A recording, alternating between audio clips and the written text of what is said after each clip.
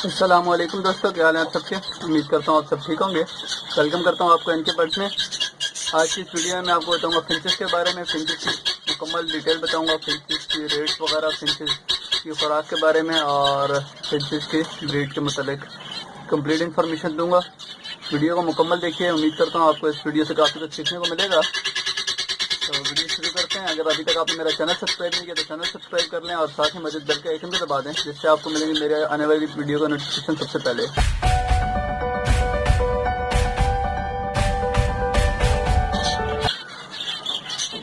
जी तो दोस्तों, फिंचेस में बहुत सी म्यूटेशन पाई जाती है, मुख्तलिफ किस्म की। साइज़ के हिसाब से अलग म्यूटेशन हैं, कलर्स के हिसाब से हैं और क्रिस्टेड वगैरह भी हैं इसमें मुख्तलिफ, और फिंचेस फैमिलीज भी मुख्तलिफ हैं। तो मैं आपको सबसे पहले बताता हूँ ज़ेब्रा फिंच के बारे में।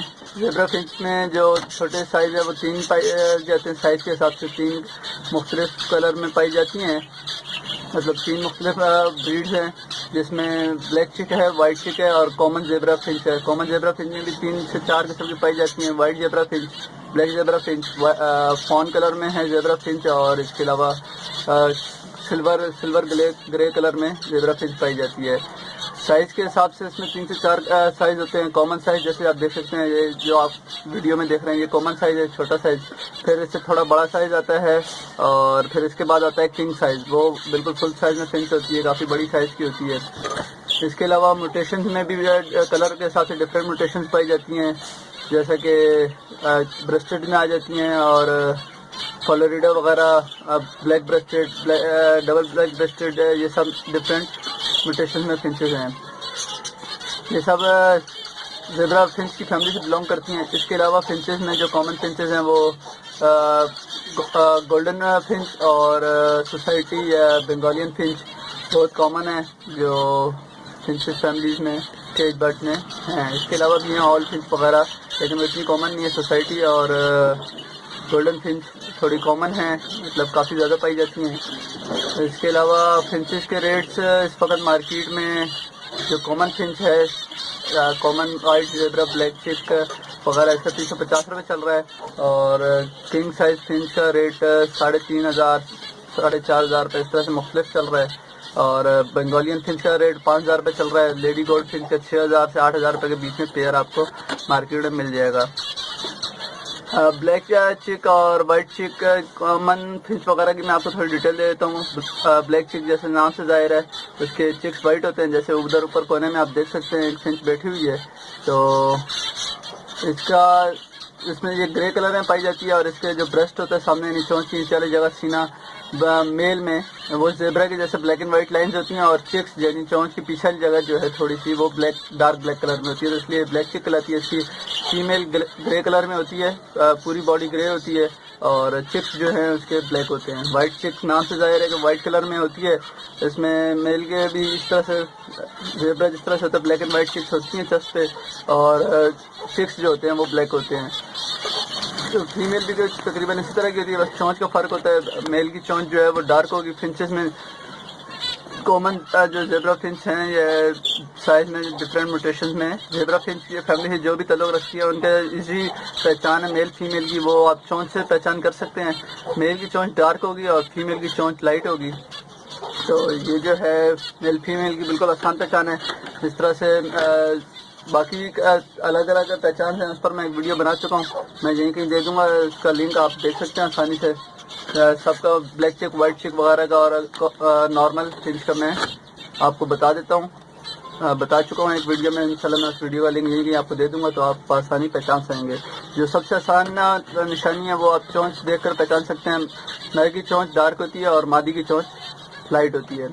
इसके अलावा फिंचेस के जो ब्रीडिंग का सीज़न है, तकरीबन पूरा साल ही फिंच ब्रीड करती हैं, लेकिन जब बहुत ज़्यादा गर्मी पड़ जाती है, जैसे कि जून जुलाई में या अगस्त के सीज़न में जब बहुत ज़्यादा गर्मी पड़ती है, तब ये फिंच थोड़ी ब्रीड अपनी रोक देती हैं। इसके अलावा पूरा साल ही ब्रीड करती हैं। फिंच एक बारी में 5 से 6 4 अंडे जो है नॉर्मल 4 से 6 रूटीन है अंडे दे देती हैं, और इतने ही बच्चे निकालती हैं, और माँ और बाप दोनों ही अंडे और बच्चों के पालने में अपना किरदार अदा करते हैं।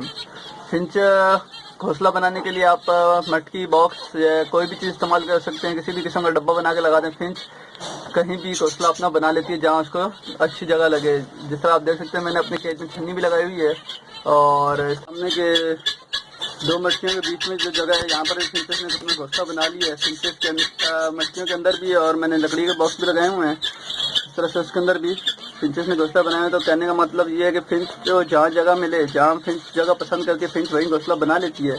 तो आप कुछ भी लगा सकते हैं, मटकी लगा लें, लकड़ी का बॉक्स लगा लें, या खुद ही घर पर कुछ भी बॉक्स, काटन का बॉक्स चाहे गत्ते का, वो भी बनाकर लगा दें, और फिंच अपना घोंसला उसमें ही बना लेती है। फिंच जो अंडे देने का टाइम है वो 12 से 15 दिन में अंडे का छेती है फिंच। उसके बाद बच्चे निकल आते हैं 12 से 15 दिन के बाद, और 15 से 20 दिन में ही बच्चे जो हैं घोंसले से बाहर आ जाते हैं, और तकरीबन 2 से 3 महीने के बाद बच्चे बिल्कुल खुद मुख्तियार हो जाते हैं, और तकरीबन वो ब्रीड के लिए तैयार भी हो जाते हैं। चौथे महीने में जो है फिंच अपने ब्रीड स्टार्ट कर देती है। 4 महीने की उम्र में जो बिल्कुल फ्रेश बच्चे होते हैं वो 4 महीने की उम्र में ब्रीड स्टार्ट कर देते हैं। बाकी फिंचेस की खुराक पे आते हैं तो फिंच बारीक कंगनी खाती है। सिर्फ उसके साथ आप चाहें तो लाल कंगनी और मोटी कंगनी थोड़ी सी मिक्स कर सकते हैं, लेकिन बारीक कंगनी वो शौक से खाती है, और तकरीबन हमारे यहाँ सिर्फ बारीक कंगनी ही फिंच को डाली जाती है। इसके अलावा आप फिंच को ग्रीन फूड ज़रूर दें, जिसमें पालक है, मेथी है, और बाजरा, हरा बाजरा, हरी मकई वगैरह जो भी होती है वो आप लाजमी दें, जिससे फिंच की सेहत अच्छी रहती है।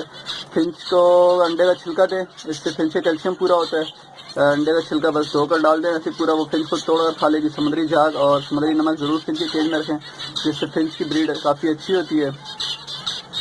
इसके अलावा फिंच को सर्दी के मौसम से थोड़ा सा बचाना चाहिए, यानी डायरेक्ट हवा जो चलती है सर्दियों में वो फिंच के लिए नुकसानदेह हो सकती है। और तो कोई इस तरह से मौसम में फिंच को मसला नहीं होता, लेकिन फिंच जो डायरेक्ट सर्दी की हवा होती है उससे बीमार हो सकती है। तो उससे बचाने के लिए आप अपने केज को कवर करें। फिंच को रखने के लिए कॉलोनी सिस्टम जो है सबसे बेहतरीन है। फिंच कॉलोनी में बहुत अच्छी ब्रीड करती है। सेपरेट केज में टाइम भी बहुत वेस्ट होता है फिंच की सफाई वगैरह और खुराक डालने में, और ब्रीड भी इतनी अच्छी नहीं मिलती। कॉलोनी सिस्टम में आपका टाइम भी बहुत बचता है और ब्रीड भी अच्छी मिल जाती है फिंचेस की। तो ज़्यादातर लोग जो है कॉलोनी में ही लगाते हैं, तो कॉलोनी सिस्टम सबसे बेहतरीन रहता है। फिंचिंग का नेस्टिंग मटेरियल, इसमें आप जो गार्डन घास होता है वो भी डाल सकते हैं, नारियल का जो बाल होते हैं वो भी डाल सकते हैं। इसके अलावा खजूर, नारियल के जो पत्ते होते हैं उनको बारीक काट कर वो भी आप डाल सकते हैं, पतले पतले बनाकर। तो फिंच इससे बना लेती है। फूल झाड़ू के आगे जो तिनके होते हैं फूल झाड़ू वाले, उससे ही फिंच अपना घोंसला बनाती है। तो फिंच जो है बहुत आसानी से ब्रीड करने वाला परिंदा है, और कहीं भी एडजस्ट हो सकता है बआसानी। बस दिन की थोड़ी सी दूध चाहिए और कोई तंग करने वाला ना हो, तो फिंच आपको एक बहुत ही बेहतरीन किस्म की ब्रीड और बहुत ही मुनाफे बख्श परिंदा आपके लिए साबित हो सकता है। उम्मीद करता हूँ आज की वीडियो में आपको काफ़ी कुछ सीखने को मिला होगा। अगर कोई बात रह गई हो या कोई सवाल आप पूछना चाहते हो तो आप कमेंट बॉक्स में पूछ सकते हैं। मैं उम्मीद करूँगा आपकी उस बात का जवाब दूँ। बाकी वीडियो को दोस्तों में शेयर करिए, वीडियो को लाइक करें और चैनल को ज़रूर सब्सक्राइब करिए। इंशाल्लाह मिलते हैं फिर किसी नए टॉपिक के साथ। अल्लाह हाफिज़।